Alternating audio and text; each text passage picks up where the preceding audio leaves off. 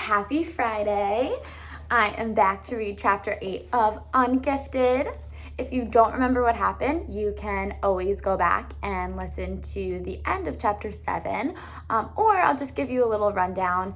It ended with Donovan asking his sister if she could be the hands-on experiment for the health class that a couple of the kids have to take at the academy. And if she says no, then the kids have to take it during summer school. And he said he's doing this to be a good friend, but he also wants to show the teachers that he is gifted and he has good ideas as well. So I don't know if his sister's gonna go along with it, but we'll see. So chapter 8, Unsurprised, Chloe Garfinkel. So Chloe is our point of view right now. Hypothesis: Donovan Curtis is smarter than all of us put together. Okay, probably not. Make that definitely not. Yet all our spectacular grades, killer IQs, and gangbuster test scores couldn't keep us out of summer school. Neither could Oz, Mr. Del Rio, and even Dr. Schultz. And Donovan managed it with a flick of a wrist. The stomach entered the room first. It was enormous, like someone had stretched a tablecloth over a prize-winning watermelon. We waited for the rest of her to come in. So who is this? It took longer than we thought because she wasn't moving too swiftly. When I finally saw how petite she was, which is small, it seemed like a miracle she was moving at all. Her name was Katie Patterson, and she was Donovan's older sister. This was kind of like show and tell on steroids. She was our human growth and development project, our way out of summer school. We needed final approval from the state, of course, but Oz and the school agreed that she counted as hands-on experience, provided we follow her pregnancy for its final 6 weeks. I'd known that minute Donovan showed up in the lab that something important was supposed to happen. And here was the proof. He was the cavalry galloping to our rescue. Can you imagine the top students in the state and maybe even the whole country not being allowed to start high school? It would be a huge black eye for the academy and the whole school district. And what did Donovan get out of this? Nothing. He'd already taken human growth and development, so he wouldn't have to go to summer school. And he had a sister who didn't exactly look thrilled, and he had volunteered her unborn child as our class pet. So he probably was going to pay for it at home. Abigail said Donovan was a self-centered jerk, not gifted at all, who was laughing at us behind our backs. I didn't agree. Maybe he wasn't gifted in the way we were, but he had an uncanny knack for making a difference. Take the robotics team. From a scientific standpoint, Tim Mann hadn't changed at all since he had arrived. Donovan had contributed a name, a few pictures from the internet, and his joystick skills. Yet somehow, he transformed our entire team. We were focused, excited, united. Cold Spring Harbor had better watch out. Hypothesis: the whole is greater than the sum of its parts, especially if one of those parts is Donovan. Welcome to the robotics lab, Katie, Oz greeted the newcomer warmly. We're so grateful to you for helping us out by allowing us into your life. She glared in her brother's direction, then turned to the teacher. I have only one rule, and this is one deal breaker. When you're 7.5 months pregnant, you go to the bathroom every time the wind blows. So when I have to run, nobody had better get in my way. Oz seized the teachable moment. What happens is the growing baby expands the uterus and puts pressure on the bladder. Whatever the reason, Katie continued, when I've got to go, everything else is on hold. I don't care if I'm performing CPR and have to leave one of you gasping and suffocating. Are we clear? Hypothesis: the belly rule. Whoever has belly makes the rules. First off, Katie told us, being pregnant is the weirdest thing that's ever going to happen to you. It's like growing a whole extra body part that doesn't seem to do anything except bump into furniture and slowly get bigger so you can bump even into more furniture. I raised my hand. But aren't you excited? I was, she admitted, but then 6 months go by and you stop believing that it's ever going to happen. It's hard to maintain the fever pitch for almost a year. Her expression grew sad. And it's hard to think that when the baby is born, its dad won't be here. When did he die? Came Noah's nasal voice. Donovan brayed a laugh right in his face. He's not dead, wise guy. He's a tank commander in Afghanistan, and he won't be home in time. Oz jumped in. You get used to Noah, he said quickly. He's not being insensitive, I assure you. Katie nodded. Mm-hmm.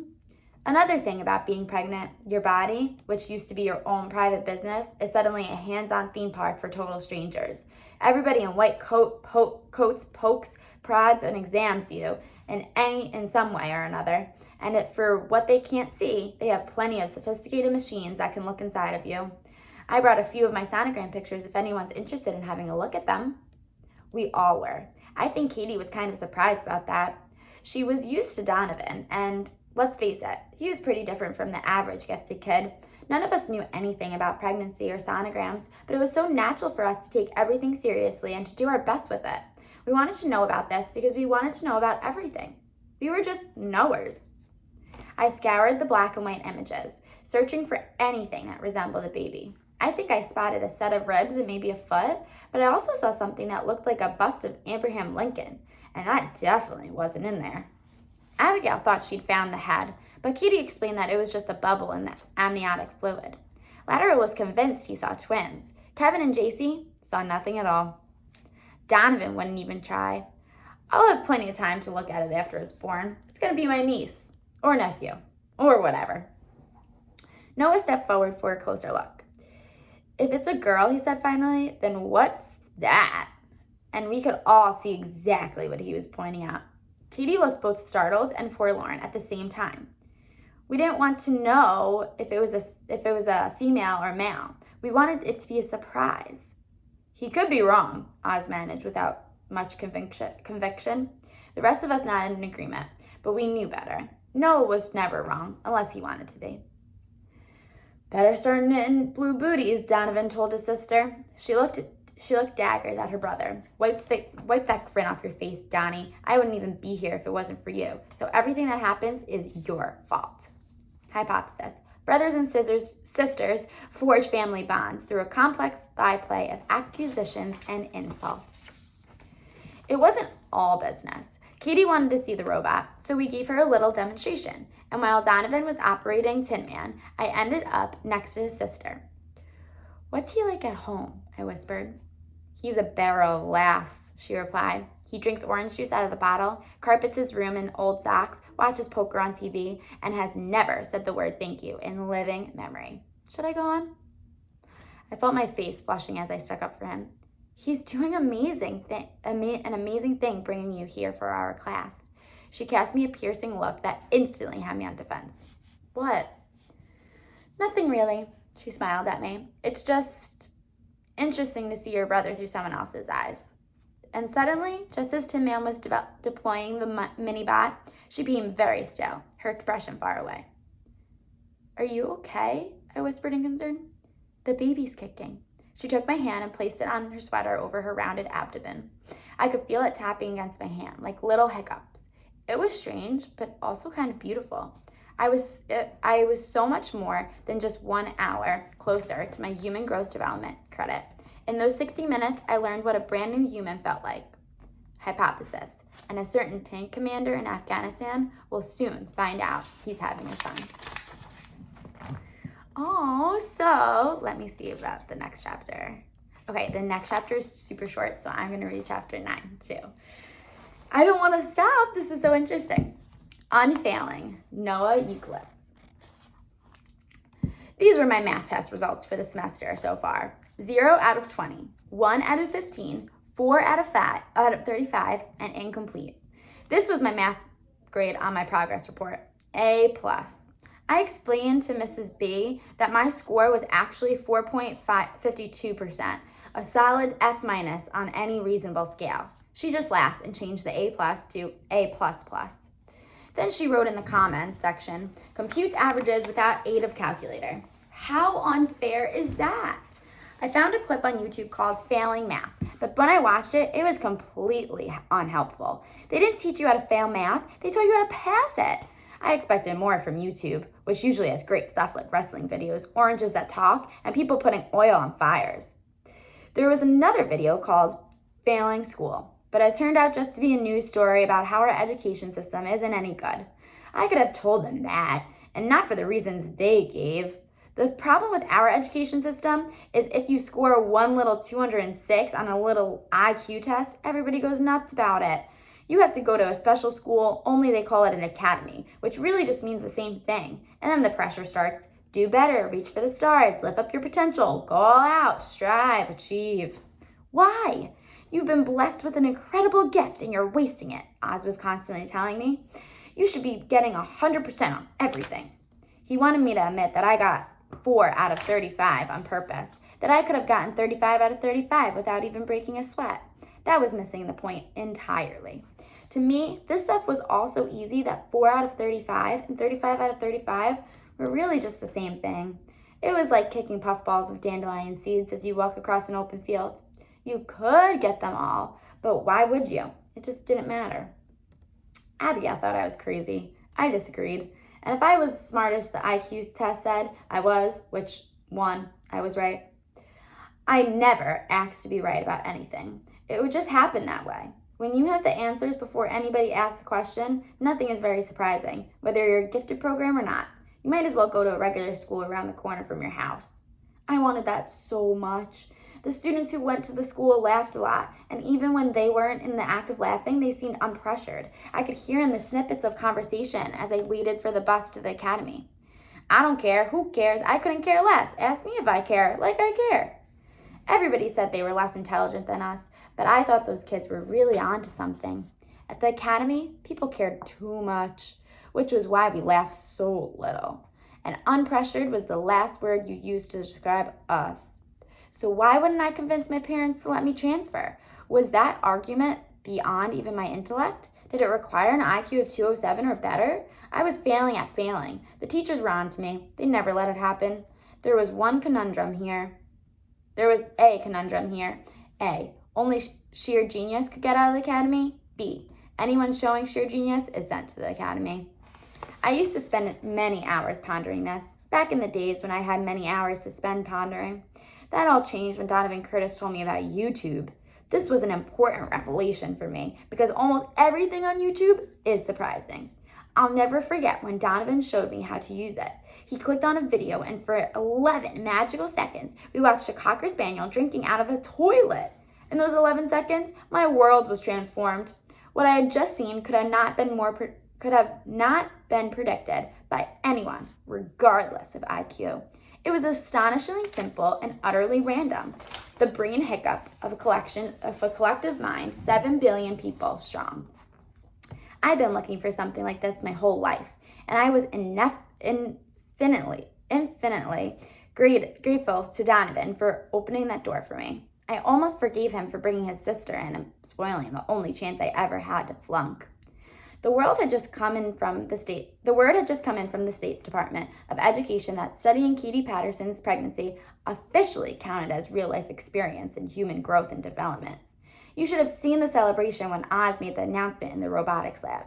Everyone mobbed Donovan, slapping him on the back and cheering, all except Abigail. She actually wept at the news that she wouldn't have to go to summer school. It was a little confusing. She took classes all summer anyway. So what's that summer school too? What was the difference between the summer school she went onto on purpose and the summer school she'd have to do anything to avoid? Speaking of confusing, there was Donovan himself. He clearly didn't belong at the academy. I knew that after the first 20 minutes in the lab. What was he doing here? I had no idea. And that alone was considerably awesome. There were very few things that I had no idea about. The fact that one of them had landed a few seats away from me in homeroom was wonderful in itself. Donovan was like a human YouTube video, unpredictable. We could have worked on Tin Man for years, incorporating every refinement allowed by technology, but none of us could have envisioned that the greatest improvement of all would be simply in the way you drove it. Yet when Donovan took over the joystick, the answer was right there for all of us to see. It also made an excellent YouTube footage. Google Tin Man Metallica SquarePants exposes teacher's underwear, and the clip should come up. It already had more than 1,000 page views, making it the greatest hit so far. Picture this. Miss B was covering for Oz in the lab, and one fork of the robot's lift mechanism got under her skirt. By the time she noticed it, her hem was up around her ears, and everybody was staring at her underpants, which were bright yellow with a pattern of geometry on it. Miss B didn't accept Donovan's apology. You'd think a math teacher who wore geometry underwear would have a better sense of humor, but she was really mad. Her face looked like she was being tested, or at least that's how people saw it on YouTube. We were just getting calmed down after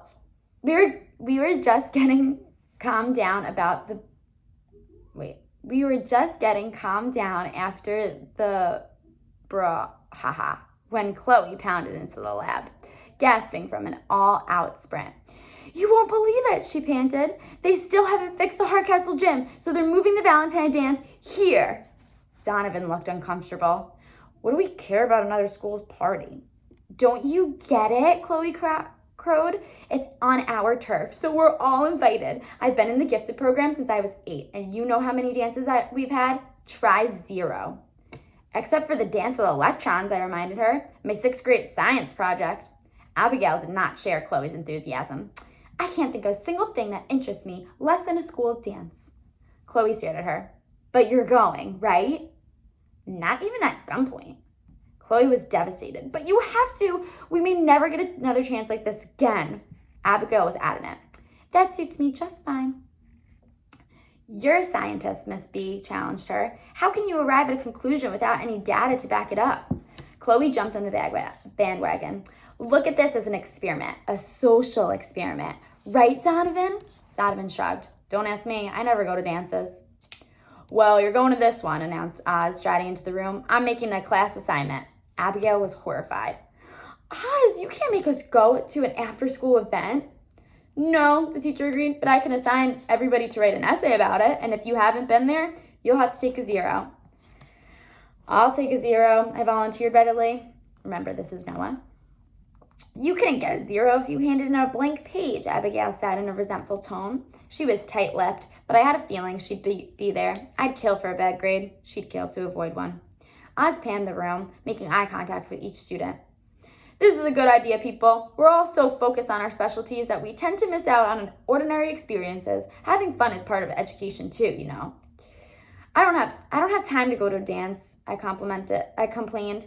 In the 3 hours it would take me to get there, be there, and get home, I could watch 70 and 100 YouTube videos, depending on the duration of each, of course.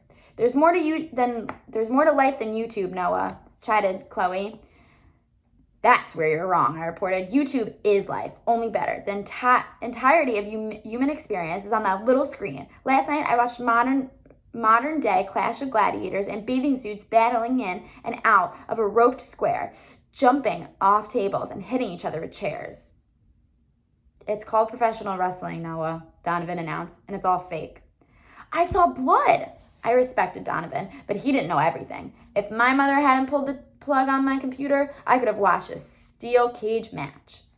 Oz put an end to the discussion. It's settled. We'll all be there, and there's extra credit in it for anybody who can relax enough to have a good time.